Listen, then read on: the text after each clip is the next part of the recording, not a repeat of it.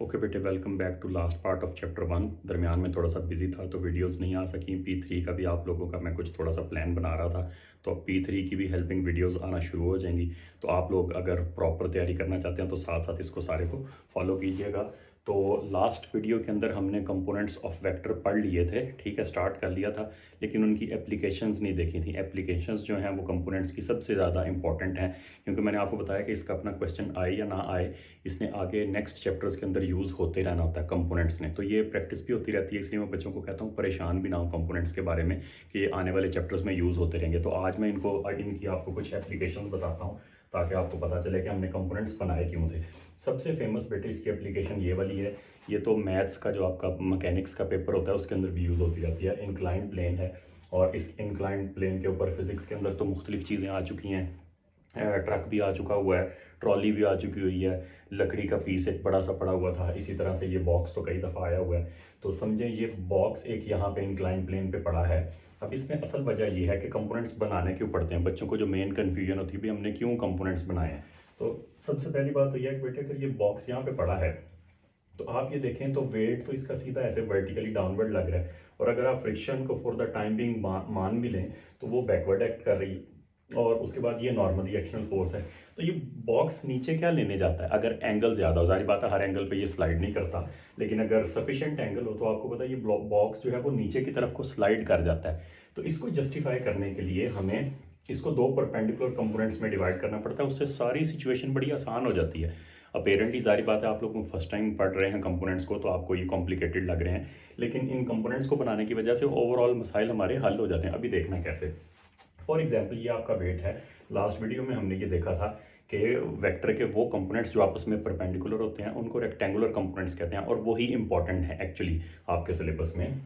और ये मैंने इस तरह से दो रेक्टेंगुलर कंपोनेंट्स बना दिए 90 के एंगल पे। अच्छा, मुझे ये कैसे पता चला कि ऐसे बनाने हैं। अगर हमने जो है ना डाउन द प्लेन इसकी मूवमेंट को जस्टिफाई करना था तो फिर जाहिर बात है एक कंपोनेंट तो लाजमी ऐसे डाउन द प्लेन बनाना था, पैरेलल टू दिस प्लेन एक कंपोनेंट बनाया, और कंपोनेंट्स दोनों आपस में 90 के एंगल पे होते हैं, तो दूसरा तो खुद ही जज हो जाएगा। एक कंपोनेंट आपने सिचुएशन में से जज करना होता है, दूसरा खुद ही बन जाता है, ठीक है। तो ये डब्ल्यू साइन थीटा हमने बनाया और डब्ल्यू कॉस थीटा उसके परपेंडिकुलर कर दिया। अब इनके यूजेस देखें ज़रा, मैंने सामने लिखा हुआ है W sine theta tends to slide the box downwards. W sine theta चाहता है कि बॉक्स नीचे आ जाए, नहीं भी आता, जाहिर बात है कम एंगल है तो वहीं का वहीं रुका हुआ होगा, इसका मतलब ये है कि फ्रिक्शन ज़्यादा है डब्ल्यू साइन थीटा के मुकाबले में, ठीक है। अच्छा, बल्कि इसके बावजूद अगर आप इसको पुश करना शुरू कर दें, मतलब डब्ल्यू साइन थीटा डाउनवर्ड है तो आप पुश करना शुरू कर दें, फिर भी ऊपर जा सकता है। इसलिए मैंने लिखा है कि W sine theta tends to, चाहता है कि बॉक्स नीचे चला जाए, ज़रूरी नहीं है कि बॉक्स नीचे जाए। अच्छा, इसी तरह से मैंने ये लिखा है कि ये यूज़ होगा Newton second law of motion के अंदर, F net is equal to m a. अब इसमें भी यही है कि अगर ये बॉक्स नीचे आ रहा होगा तो ये W sine theta F net is equal to m a basics आप लोगों ने वो लेवल में यूज़ किया है। हम अपनी अपनी नोटेशन है, कोई कहता है forward force minus backward force is equal to m a, कोई कहता है driving force minus opposing force, कोई कहता है सपोर्टिव माइनस रेजिस्टिव, आपकी मर्जी, ड्राइविंग कर लें। तो अगर ये बॉक्स जो है वो नीचे आएगा तो ड्राइविंग फोर्स होगी डब्ल्यू साइन थीटा, और अगर ये ऊपर जाएगा तो ये अपोजिंग फोर्स होगी, ठीक है। नीचे आने के लिए ये सपोर्टिंग है, ऊपर जाने के लिए ये अपोजिंग है। तो ये हो गया आपका डब्ल्यू साइन थीटा का काम। अब आपको पता चला होगा कि कंपोनेंट्स क्यों बनाते हैं। अब ये जो डब्ल्यू कॉस थीटा है इसके दो काम हैं बड़े इंपॉर्टेंट। पहली बात तो ये कि ये नॉर्मल रिएक्शन के इक्वल है। आप लोगों ने पढ़ा हुआ है कि जब भी हम किसी सरफेस के ऊपर, मैं ऐसे खड़ा हूँ तो मेरा नॉर्मल रिएक्शन मेरे वेट के बराबर है, लेकिन अगर इंक्लाइंड सरफेसेस हों तो पूरा वेट के बराबर नहीं होता। तो वो जो नॉर्मल रिएक्शनल फोर्स है by Newton's third law of motion, action and reaction are equal in magnitude but opposite in direction. तो डब्ल्यू कॉस थीटा के बराबर एक रिएक्शन हो रहा होगा अपवर्ड, उसको मैंने एन लिख दिया, नॉर्मल रिएक्शन एक काम। तो डब्ल्यू कॉस थीटा का पहला काम ये है कि ये नॉर्मल रिएक्शनल फोर्स के इक्वल है, और दूसरा ये प्रेशर कैलकुलेट करने के काम आता है कि ये बॉक्स कितना प्रेशर अप्लाई कर रहा है इस सरफेस के ऊपर। ये आया हुआ है पेपर के अंदर दो दफ़ा, ठीक है।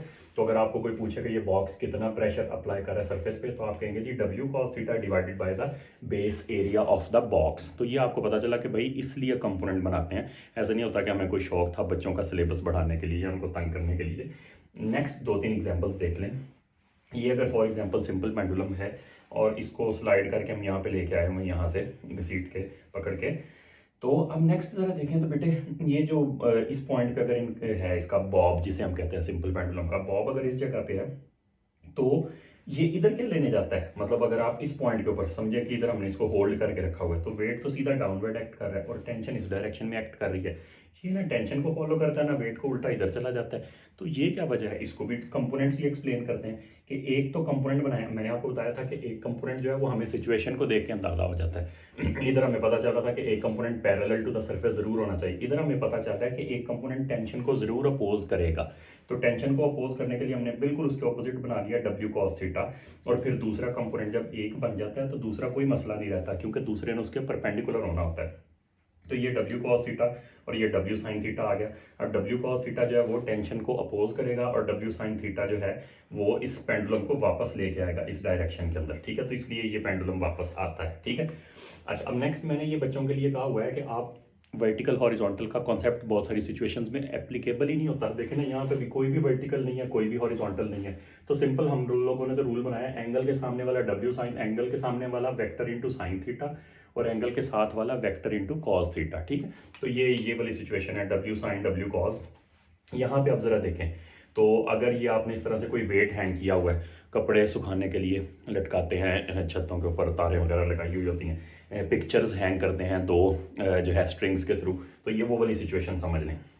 अच्छा, अब उसके अंदर क्या होगा, सबसे पहले तो आपको इन दोनों टेंशन्स के कंपोनेंट बनाने पड़ेंगे, एक साइन वाला और एक कॉज वाला। चलें समझें, आप यहीं पे अगर कंपोनेंट्स बना देते हैं, मैं यहीं पे लाइन इसकी बनाता हूँ ऐसे करके, ठीक है। अच्छा, अब एंगल के सामने वाला क्या हो जाएगा, T sine, T two sine. अच्छा, इसको मैं नीचे करके लिख देता हूँ फॉर एग्जाम्पल यहाँ पे।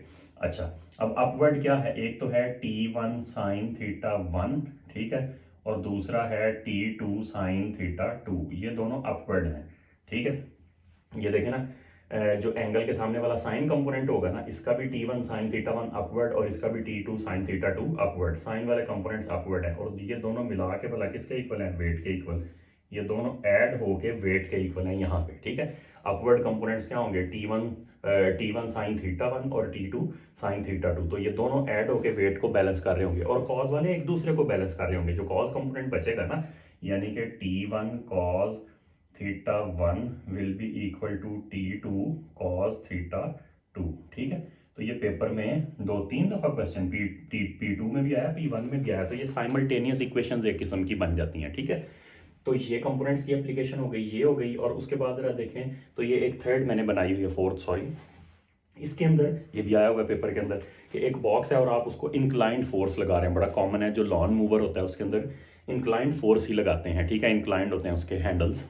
तो अगर ये इंक्लाइंड फोर्स F लग रही है तो दो कंपोनेंट्स मैंने बना दिए, F कॉज और F साइन। अब इसमें जरा देख लें, ये जो F कॉज है ना, ये तीन चीज़ों के लिए, F कॉज थीटा मैं लिख देता हूँ, F कॉज थीटा ये होगा यूज्ड टू कैलकुलेट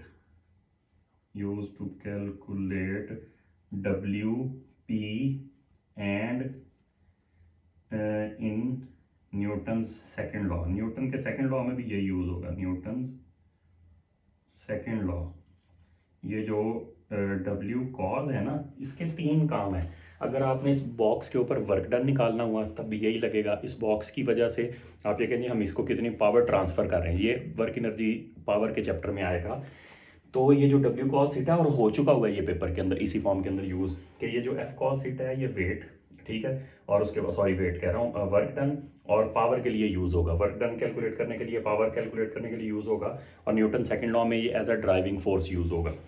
और F साइन थीटा फिर वही, अगर आपने प्रेशर कैलकुलेट करना है तो प्रेशर आपका आ जाएगा, एक तो वेट आएगा प्लस F साइन थीटा आएगा। देखें, ये जो आपका बॉक्स नीचे प्रेशर लगाएगा ना, इसके दो हिस्से हैं। ये क्वेश्चन आया हुआ है पेपर में और बच्चों ने यही गलती की। उन्होंने कहा जी ठीक है, F साइन थीटा, किसी ने सिर्फ वेट लगा दिया, किसी ने सिर्फ F साइन थीटा लगा दिया। ऐसा नहीं है। ये बॉक्स के ऊपर जब आप इस तरह से फोर्स लगा रहे हैं तो बॉक्स टोटल डाउनवर्ड बॉक्स नहीं था, जो क्वेश्चन आया था उसमें ये डिस्क थी, ठीक है। तो डिस्क का एक अपना वेट था और दूसरा उस पर F साइन थीटा लग रही थी डाउनवर्ड डायरेक्शन के अंदर। तो प्रेशर के अंदर शर्त ये होती है कि परपेंडिकुलर फोर्स पर यूनिट एरिया होना चाहिए। तो perpendicular to the ground F sine theta भी है और इसका वेट भी है, तो weight plus F sine theta divided by area, ये प्रेशर आएगा, ठीक है। अच्छा, अब नेक्स्ट चला, ये ज़रा देखें, सबसे पहली बात तो ये है कि बेटा ये जो वेक्टर्स को ऐड करना है कंपोनेंट्स के थ्रू, इसका बाईपास है, लेकिन इसका क्वेश्चन भी आया हुआ है 2-3 दफ़ा। उन्होंने जब रिजल्टेंट का एंगल पूछ लिया ना, तो आपको वेक्टर्स को कंपोनेंट्स के थ्रू ऐड करना पड़ेगा। बगैर कंपोनेंट्स के भी आप वेक्टर्स को ऐड कर सकते हैं। वो फॉर्मूला हमने पिछली वीडियो के अंदर यूज़ किया था कि r is equal to a² + b² 2ab cos theta, इस तरह से करके जो फॉर्मूला आप लोगों ने ओ लेवल में जो है वो कॉज लॉ के नाम से भी पढ़ा हुआ है। अच्छा, लेकिन अगर रिजल्टेंट का अपना एंगल पूछ लिया फिर, और वो 2 मार्क्स का पूछ लिया 1 नंबर का, ये प्रोसीजर बच्चों को समटाइम्स थोड़ा सा टेक्निकल लगता है, ठीक है। तो बच्चे कहते हैं छोड़े परे सर, आएगा तो यहीं से कैलकुलेट कर लेंगे। लेकिन अगर उसने रिजल्टेंट का एंगल 2 मार्क्स का पूछ लिया तो 2 तो आप खाली यहीं पे छोड़ देंगे, फिर उसके बाद वेव्स है, फिर इलेक्ट्रिसिटी है। तो इस वजह से आप ऐसे ना करें कि जनाब हर दूसरी चीज़ को बाईपास करने का सोचने लग जाएं। आप इसको ज़रूर करें, बड़ा सिंपल है। समझे जी, ये वाला वेक्टर है एक, इस डायरेक्शन के अंदर ये क्वेश्चन एज इट इज़ आया हुआ है। मुझे वैल्यूज़ याद नहीं थी तो मैंने उसको ए बी कर दिया है। ये ए वेक्टर अपवर्ड और ये बी वेक्टर इस डायरेक्शन के अंदर। एंगल्स क्योंकि इस सिचुएशन में 3 इन्वॉल्व होने थे तो मैंने अल्फा बीटा गैमा कर दिया। ये अल्फा और उसके बाद बीटा आ गया है, मैं आपको बताता हूँ क्या है। और तीसरे एंगल को मैंने गैमा, एक ही थीटा हर जगह पे यूज़ होता तो आप मिक्स कर देते, मैंने तीनों एंगल्स को अल्फा बीटा गैमा कर दिया, ठीक। अच्छा, अब ये अल्फा एंगल अगर उन्होंने दिया हुआ, कंपोनेंट्स बनाना आपके लिए कोई मसला नहीं है, इसके तो बनने ही नहीं है। ये वर्टिकल है, इसका एक्स कंपोनेंट तो है ही नहीं, ये सारे का सारा अपना वाई कंपोनेंट है, ठीक है। अच्छा, तो ये आगे इसके कंपोनेंट्स बनते हैं एंगल के सामने वाला। आपके पेपर में जब भी ये सिचुएशन आई है तो ऐसा ही हुआ है, कंपोनेंट्स के थ्रू अगर ऐड करना पड़ा है तो एक के ही कंपोनेंट बनते थे, दोनों के नहीं बनते थे, ठीक है। तो ये बी के बन गए, बी के एंगल के साथ वाला आ गया बी कॉज आएगा, एंगल के सामने वाला बी साइन आएगा। अब रिजल्टेंट का एक्स, यही तो आपको बता रहा हूँ, ये नेक्स्ट स्टेप बड़ा सिंपल है कि रिजल्टेंट का एक्स कैसे आएगा, ए का एक्स प्लस बी का एक्स। रिजल्टेंट का वाई कैसे आएगा, ए का वाई प्लस बी का वाई, बस बात खत्म। वे बस आपने ये थोड़ा सा ध्यान रखना है कि बी वाई डाउनवर्ड है, ए वाई अपवर्ड है, तो आपको यहाँ पे ए वाई माइनस बी वाई करना चाहिए इस गिवन सिचुएशन में। ये तो जनरल फॉर्मूला है ना, ए वाई प्लस बी वाई, लेकिन इस गिवन सिचुएशन में ए वाई अपवर्ड है, बी वाई डाउनवर्ड है, तो आपको माइनस करना चाहिए यहाँ पे ए वाई माइनस बी वाई। और इसी तरह से इसका एक्स कंपोनेंट है ही नहीं गिवन सिचुएशन में, तो आप इसको जीरो कर देते इस प्रेजेंट सिचुएशन के अंदर। तो ये जैसे ही ये दोनों आ जाएं उसके बाद तो काम बहुत आसान है कि रिजल्टेंट क्या होगा। जाहिर बात है पाइथागोरस थ्योरम से आर एक्स का स्क्वायर आर वाई का स्क्वायर सारे का स्क्वायर रूट जब यहाँ से आ गया। अदरवाइज हमने पिछली वीडियो के अंदर ये फॉर्मूला पढ़ा था, बच्चे पहले से जानते हैं, एक वेक्टर का स्क्वायर बी दूसरे वेक्टर का square 2 into first vector into second vector into cos. अब यहाँ पे मैंने एंगल को बीटा, मैंने आपको बताया ना, मैंने 3 एंगल थे, अल्फा बीटा गैमा कर दिया। अल्फा ये वाला एंगल है जो क्वेश्चन में गिवन था, बीटा का एंगल है जो आपने इस पूरे क्वेश्चन में इस फॉर्मूला में यूज करना है। आपको ये पता होगा कि मैंने लास्ट वीडियो में बताया था, आपने ऑलरेडी सुना हुआ होगा कि ये जो टोटल एंगल यूज़ होना होता है इस फॉर्मूला के अंदर, टोटल एंगल बिटवीन हेड्स या टेल्स यूज़ होना होता है, ठीक है। तो टोटल एंगल बिटवीन हेड्स जो है वो अल्फा प्लस 90 बनता है। ये वाला अल्फा खाली काफ़ी नहीं है, इधर तक आएगा टोटल एंगल, तो इसलिए एक दूसरा एंगल आ गया हमारी सिचुएशन में बीटा। और इसी वजह से जब ये जो तीसरा है, मैंने फिर तीनों एंगल्स को अल्फा बीटा गैमा कर दिया। ये एंगल 2 मार्क्स का पूछा हुआ था, तो फिर अब मुझे बताएं, अगर 2 मार्क्स तो आप स्किप नहीं ना कर सकते तो ये प्रोसीजर कर लेते, क्योंकि इससे पहले भी था 2 मार्क्स इसके थे, 2 इसके थे, और एक रिजल्टेंट बनाने का, टोटल 5 मार्क्स का ये था। रिजल्टेंट बनाना बच्चों के लिए बहुत आसान है, देखिए ना, ये भी पढ़े हैं तो ये हेड बाय हेड पढ़े हुए हैं, ठीक है। तो हमने इनको रखना है हेड बाय टेल। अब हेड बाय टेल कैसे रखा, हमने इसकी टेल को स्लाइड करवा के यहाँ पे कर दिया, ठीक है। तो इसकी टेल को हमने फॉरवर्ड स्लाइड कर दिया, तो ये अब हेड बाय टेल पढ़े हैं और ये हमारे पास रिजल्टेंट आ गया है। ये बैकग्राउंड के अंदर आपको जहाज़ों की आवाज़ सुनाई दे रही होगी, ये मेरी वीडियोज़ में टाइम टू टाइम चलती ही रहती है और इसका हमारे पास कोई सोल्यूशन नहीं है। तो मैं अब ये सोचा है कि मैं वीडियोस को रोकता ही नहीं हूँ और ना रोका करूँगा, क्योंकि ये हमारे बिल्कुल करीब बेस पड़ती है और इम्पोर्टेंट वाली बेस है। तो अगर इसको स्टैंडर्ड बना लें, अब ये रात का काफ़ी लेट टाइम है और उसके बावजूद ये बैकग्राउंड के अंदर चल रहे हैं, तो अगर मैं इस तरह से इनका वेट करने लगूँ फिर वीडियो तो कभी भी नहीं बन सकती। और फिर ये है कि इसको स्किप किया, रोका, काटा सारा, तो वो एडिटिंग के बड़े इश्यूज़ होते हैं, तो आपको इसके साथ ही जो है वो काम चलाना पड़ेगा। अच्छा, तो सबसे पहली बात तो ये है कि ये रिजल्टेंट अगर आ गया, ठीक है, तो हमने हेड टू टेल रूल से ए और बी को रखा हुआ था, ए के हेड पे बी की टेल रख दी, ये रिजल्टेंट आ गया। इसी रिजल्टेंट को अगर मैं नीचे बना लूँ तो ये रिजल्टेंट का एक्स कंपोनेंट, ये रिजल्टेंट का वाई, ये जो यहाँ पे लिखे हुए थे ए एक्स बी एक्स और ये ए वाई बी वाई, और ये अब रिजल्टेंट का ये थर्ड एंगल आ गया। ये अल्फा था, ये बीटा था जो अल्फा प्लस 90, और ये गैमा तीसरा। ये एक्चुअली टेक्निकल था जो इस क्वेश्चन में पूछा था कि भाई रिजल्टेंट कितने एंगल पे है, रिजल्टेंट वर्टिकल के साथ कितना एंगल बना रहा है, ये 2 मार्क्स का पूछा हुआ था। तो वो अगर आपको आर एक्स और आर वाई यहाँ से आगे, आर एक्स और आर वाई दोनों यहाँ से आगे हैं, तो अब ये गैमा मैंने इसको कहा थर्ड एंगल को, ये कोई मसला नहीं रह गया। वजह टेन थीटा है, टेन थीटा क्या होता है, परपेंडिकुलर ओवर बेस, तो टेन थीटा क्या आ गया, परपेंडिकुलर डिवाइडेड बाय बेस। ठीक है, तो ये कुछ एप्लीकेशंस हैं कंपोनेंट्स की, उम्मीद है इससे आपको फ़ायदा हुआ होगा। बाकी आप वेक्टर्स के कंपोनेंट्स को सिर्फ इतना ध्यान में रखें कि आगे इन्होंने आते रहना हर चैप्टर में। काइनेमेटिक्स हम इंशाल्लाह बहुत जल्द शुरू कर देंगे, उसके बाद डायनामिक्स वगैरह सारा, तो इन्होंने तो आते ही रहना, तो इनकी परेशानी ना रखें, ये बार बार रिवाइज होते रहेंगे। हर टॉपिक में आएंगे, ऑटोमेटिकली आपकी प्रैक्टिस हो जाएगी। हमें नेक्स्ट टॉपिक की तरफ चलना है जो कि है अनसर्टेनिटी। आज ज़ाहिर बात है हम इस वीडियो में लाजमी इसको ख़त्म करेंगे इस चैप्टर को। तो अनसर्टेनिटी सबसे पहले तो होती क्या है, maximum possible error in a measured और कैलकुलेटेड क्वांटिटी। मेजर्ड या कैलकुलेटेड क्वांटिटी के अंदर मैक्सिमम पॉसिबल एरर, मेजर्ड में भी कैलकुलेटेड में भी, उसको हम कहते हैं अनसर्टेनिटी। आपने कोई रूम बनवाना है, आपने एक मिस्त्री को बुलाया और मिस्त्री साहब कहते हैं जी ये कमरा देख के मुझे लगता है इस पर 10 लाख खर्चा आएगा, लेकिन 50,000 ऊपर नीचे हो सकता है। जो उसने कहा है ना 50,000 ऊपर नीचे हो सकता है, वो अनसर्टेनिटी है। इसीलिए आप ये देखें ना, ऊपर नीचे की वजह से हम प्लस माइनस लिखते हैं कि वो जो उसने शक बताया है। आप लोग कोई इवेंट प्लान करें, ये देखें अब ये चलती रहेगी जो है जहाज़ों की आवाज़। आप लोग जो है वो कोई इवेंट प्लान कर रहे हैं और उसके अंदर जो है ना, आप ये जो उसकी कमेटी है जो फाइनेंसेस को डील करती है, वो कहती है जी हमें लगता है कि जी डेकोर का खर्चा जो है ना वो 70,000 आएगा, 5,000 ऊपर नीचे हो सकता है। तो वो 5,000 अनसर्टेनिटी है, प्लस माइनस। ठीक है, तो ये मैंने जो हाइपोथेटिकल वैल्यूज लिए इनका आपको बताता हूँ। तो अनसर्टेनिटी है maximum possible error in a measured और कैलकुलेटेड क्वांटिटी। ये मैंने एक हाइपोथेटिकल सिचुएशन मान लिया है कि आप अपना जो पेज है रजिस्टर का, नोटबुक का, उसकी लेंथ और विड्थ किसी इंस्ट्रूमेंट से मेजर कर रहे हैं। लेंथ आपने मेजर की, वो 30 आई और उसमें 0.2 का शक था आपको। ठीक है, उसके अंदर एमएम्स के स्केल बने हुए थे। अब कैम्ब्रिज वाले लीस्ट काउंट को डबल करते हैं एज अनसर्टेनिटी। ठीक है, तो अनसर्टेनिटी अगर वो उस पर 1 mm वाली लाइनें लगी हुई थी तो ये आपका जो है वो 0.2 mm हो जाएगा। ठीक है, अच्छा कोई एक और इंस्ट्रूमेंट था जिससे आपने उसकी विड्थ मेजर की, वो तो बहुत ही उसके जो है ना वो डिविजन्स गायब थी एमएम्स वाली, समझ लें उसके अंदर जो है ना वो 0.5 सेंटीमीटर तकरीबन आपकी अनसर्टेनिटी। हाइपोथेटिकल सिचुएशन है अनसर्टेनिटी को समझने के लिए। तो ये आपके पास लेंथ आ गई आपके पेज की और ये विड्थ आ गई। ठीक है, तो अब अनसर्टेनिटी की 2 टाइप्स जो हैं वो तो आपके सिलेबस में है डायरेक्टली, उनको तो समझना लाजमी है। दरमियान में थर्ड पढ़ती है, वो भी मैंने साथ ही अभी एक्सक्लूड हुई है आपके सिलेबस में से 3 साल पहले। ठीक है, तो फिर भी मैंने इंक्लूड कर दिया कि कोई नहीं, दरमियान में बेचारी पढ़नी है। सबसे पहली अनसर्टेनिटी की टाइप होती है एक्चुअल या एब्सोल्यूट अनसर्टेनिटी। ये वाली जो है ना 0.2, actual uncertainty of length, absolute uncertainty of length, actual uncertainty of width, absolute uncertainty of width. ये 0.5, 0.2, इनको एक्चुअल भी कहते हैं। आप पेपर में वो ये कहे एक्चुअल अनसर्टेनिटी तब भी यही है, एब्सोल्यूट कहे तब भी यही है, नाम ही ना ले वैसे ही कहे फाइंड अनसर्टेनिटी तब भी यही है।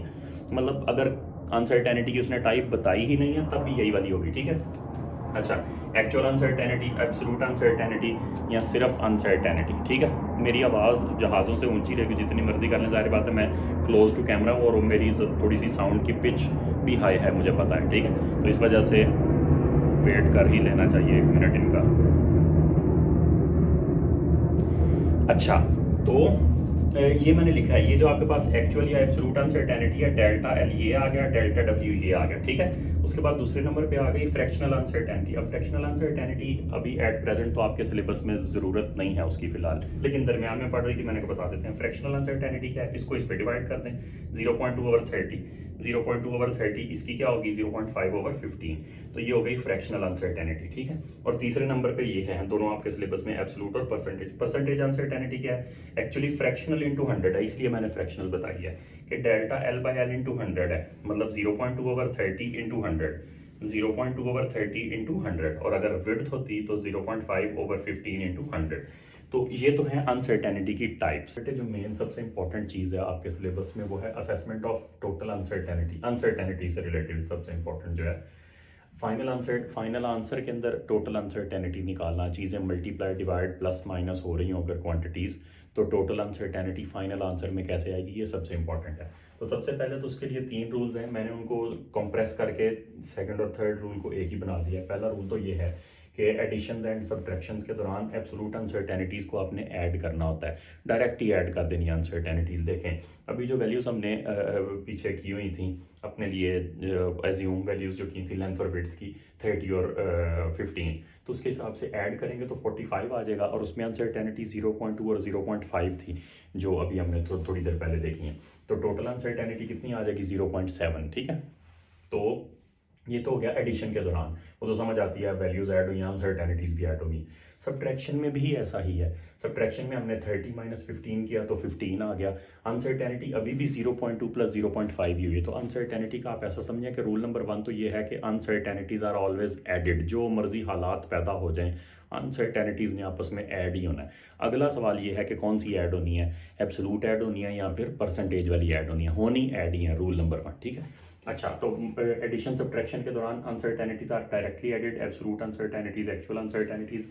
उसके बाद आ गया मल्टीप्लिकेशन डिवीजन और पावर वाला सेपरेट रूल था, मैंने इकट्ठा कर दिया कि during multiplication and division uncertainties are percentage uncertainties are added, during multiplication and division percentage uncertainties are added and exponents are multiplied by percentage uncertainties। Power अगर कोई हुई तो वो परसेंटेज अनसर्टेनिटी से मल्टीप्लाई हो जाएगी। इसकी एग्जांपल देता हूँ, वो आप एंड पे देखें तो पूरा एक क्वेश्चन है, यहाँ से हम पहले फिलहाल सिर्फ मल्टीप्लाई डिवाइड को देख लें कि फॉर एग्जांपल इनको मल्टीप्लाई कर रहे हैं, लेंथ और विड्थ को मैंने उसको पी नाम दे दिया फॉर प्रोडक्ट, ठीक है। वैसे तो उसको एरिया कहते हैं। तो प्रोडक्ट जो है वो लेंथ इंटू विड्थ आ गया, 30 इंटू 15 जो है वो 450 आ गया। अब अनसर्टेनिटी इस दफ़ा ऐसे नहीं आएगी सीधी 0.2 और 0.5 ऐड होके, इस दफ़ा होगा percentage uncertainty in product is equal to percentage uncertainty of length plus percentage uncertainty of width. अब मैंने जो एग्जांपल आपको बताई थी उसमें मैंने परसेंटेज अनसर्टेनिटीज दी नहीं थी, इसलिए मैंने इसको यहीं पे छोड़ा है, आगे क्वेश्चन करते हैं तो आपको पता चल जाएगा। इस रूल को भी यहीं पे याद रखें। नेक्स्ट ये है कि अगर डिवाइड हो रहा हो, प्लस में भी प्लस हो रही है, माइनस में भी प्लस हो रही है, मल्टीप्लाई में भी प्लस हो रही है, डिवाइड में भी प्लस हो रही है, ये देखें मैंने उसको नाम ना अपने पास एक क्वांटिटी एज्यूम कर लिया आर फॉर रेशो। तो रेशो है अगर for example length divided by width तो वो थी 30 डिवाइडेड बाय 15, तो वो तो 2 आ जाएगी।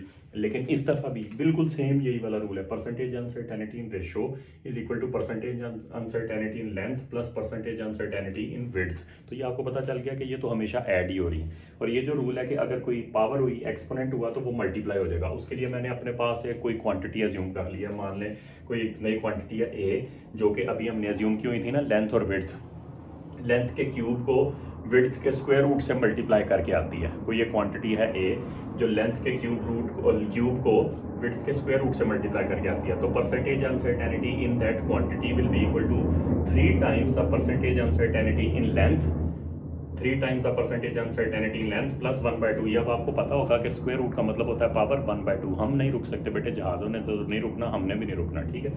तो 3 times the percentage uncertainty in length plus 1/2 times the percentage uncertainty in width, ठीक है। तो ये हो गया। ये जो अभी रूल्स पढ़े हैं इनकी आपको डायरेक्ट एक एग्जांपल दिखा देता हूँ। ये तो आसान था, एडिशन सब्ट्रैक्शन वाला तो आसान है कि सीधी सीधी अनसर्टेनिटीज ऐड हो जानी। ये मल्टीप्लिकेशन डिवीजन और एक्सपोनेंट वाला, उसकी मैंने एक एग्जांपल, पावर का फॉर्मूला, इसकी अनसर्टेनिटी पेपर के अंदर P2 के अंदर भी एक दफ़ा आई हुई है, P1 के अंदर तो 5-6 दफ़ा आई हुई है। तो पावर, इलेक्ट्रिकल पावर जो ओ लेवल में आपने फॉर्मूले देखे होंगे, I²R V²/R और IV, उनमें से तो पावर जो है वो समझ लें इलेक्ट्रिकल पावर निकालनी थी। कोई आपको कहता है जी करंट 2 है प्लस माइनस 3% और रेजिस्टेंस जो है वो 4 है प्लस माइनस 2%, तो आप पावर भी निकाल लें और पावर की अनसर्टेनिटी भी निकाल लें, ठीक है। तो सबसे पहले तो आपने कहा जी पावर का करंट और रेजिस्टेंस को जोड़ने वाला क्या फॉर्मूला है, I²R। तो वो I²R के अंदर आपने क्या किया, करंट का स्क्वायर 2 का स्क्वायर इंटू 4, वो तो सीधी सीधी वैल्यू निकाल ली। नेक्स्ट आ गया कि पावर की अनसर्टेनिटी, जो अभी तक मैंने कोई वैल्यू वाली एग्जांपल नहीं की हुई, उसमें देखें percentage uncertainty in power should be equal to 2 times the percentage uncertainty in current plus percentage uncertainty in resistance, ठीक है। तो 2 into percentage uncertainty of current कितनी है 3, और रेजिस्टेंस की तो पहले ही 2 है, 2 3 प्लस 2, ये तो सीधा सीधा 8 हो गया। लेकिन आंसर में वो पूछते हैं आमतौर पर एक्चुअल और P2 में खास तौर पर एक्चुअल अनसर्टेनिटी या एब्सोल्यूट अनसर्टेनिटी। तो ये आपके पास परसेंटेज अनसर्टेनिटी क्या होती है, डेल्टा P/P इंटू 100। आपको सिर्फ डेल्टा P चाहिए होती है। तो डेल्टा P/P इंटू 100 वॉज 8, वो हमने निकाला है। तो डेल्टा P क्या आ जाएगा, 8/100 इंटू 16। तो ये आप कैलकुलेट वगैरह करके देख लेना, शायद ठीक हो, मैंने बगैर कैलकुलेटर के किया, पता नहीं, कोई गारंटी नहीं है इस बात की, लेकिन उम्मीद है ठीक ही होगा। तो ये आप करके देख लेना। और पावर फिर आपके पास आई कितनी थी 16 प्लस माइनस 1.3। इसके अंदर एक सिग्निफिकेंट फिगर्स की भी एक टेक्निकलिटी होती है, वो क्योंकि मैंने यहाँ पे एग्जाम्पल के अंदर सिग्निफिकेंट फिगर्स का ख्याल नहीं रखा तो आंसर में भी नहीं रखा। वो मैं आपको किसी क्वेश्चन जब हम पास्ट पेपर्स की प्रैक्टिस करेंगे, जारी बात है इसके सेपरेट क्वेश्चंस भी आने हैं हर चैप्टर की। वो हर चैप्टर के एंड पे क्वेश्चंस की ज़रूर एक वीडियो हुआ करेगी। इसके भी अब ये चैप्टर ख़त्म हो गया तो सबसे पहले इसके क्वेश्चंस की इंशाल्लाह वीडियो आएगी आपके पास। तो उसके अंदर सिग्निफिकेंट फिगर्स का जो भी उसकी टेक्निकलिटीज़ हैं सारी उस वीडियो के अंदर एक्सप्लेन कर दूंगा। तो यहाँ पे आपका चैप्टर नंबर 1 पूरा हो गया। आप इसको अच्छी तरह यहाँ से रिवाइज कर लें और वेट करें क्वेश्चंस वाली वीडियो का, जिसके अंदर चैप्टर 1 के क्वेश्चंस की प्रैक्टिस करेंगे, फिर उसके बाद हम चैप्टर 2 स्टार्ट करेंगे। तो अगर आपको अब इंशाल्लाह ये वीडियोज़ रेगुलर आती रहेंगी तो इनके साथ आप अटैच रहने के लिए ना लाइक और सब्सक्राइब बेटे ज़रूर कर लें, क्योंकि अब ये इंशाल्लाह एक सीक्वेंस में चलता रहेगा और मैं थोड़ा सा चेंजेस भी लाने वाला हूँ, वो आपको आने वाले वक्तों में पता चल जाएंगी। मिलते हैं नेक्स्ट पार्ट के अंदर विद क्वेश्चंस। अल्लाह हाफिज़।